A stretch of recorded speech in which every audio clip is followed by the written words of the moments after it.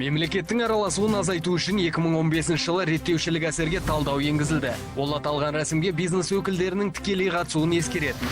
Кәсіпкерлік кодекстің 82-ші бабына сәйкес кәсіпкерлік субъектілеріне жүктеме алып келетін жаңа талаптарды енгізу немесе қолданыстағы реттеуді қатаңдату кезінде мемлекеттік органдар рәт жүргізеді. Нақты айтқанда, талдамалық нысан толтырылады, онда мемлекеттік орган шешілуі тиіс проблеманы анықтайды. Белгілі бір проблеманы шешудің балама тәсілдерін әзірлейді. Әрі қарастырылған реттеу баламалар үшін экономикалық жүйе, қоғам, бизнес, мемлекет сияқты үш әрекет ету тобына қатысты шығыстары мен пайдасына талдау жүргізеді. Рәт жүргізу процесінде мүдделі тұлғалардың пікірлерін есепке алу болып табылады. Ол енгізілетін талапқа объективті және негізделген бағалау беруге мүмкіндік береді. Ол үшін мемлекеттік орган барлық мүдделі тұлғаларды оларды өткізгенге дейін 10 жұмыс күнінен кем емес мерзімде ұсынылатын реттеу дизайны бойынша қоғамдық тыңдауларды өткізу туралы хабарландырады.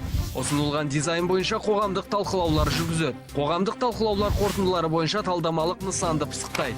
Кәсіпкерлік саласындағы уәкілетті органның рәт рәсімін сақтау туралы қорытындысын алу. Рәт қорытындысымен келіспеген жағдайда кәсіпкерлік саласындағы уәкілетті органның Атамекен ұлттық кәсіпкерлер палатасы және өзге мүдделі тұлғалардың балама рәт өткізуге құқығы бар. Бұл ретте оған 15 күнтізбелік күн, техникалық күрделі рәсімдер үшін 30 күнтізбелік күн беріледі. Осылайша әр кәсіпкер өз бетінше немесе Атамекен ұлттық кәсіпкерлер палатасы арқылы реттеуде ең үздік шешімді негізделген және уәжделген тұрғыда ұсыну құқығына ие.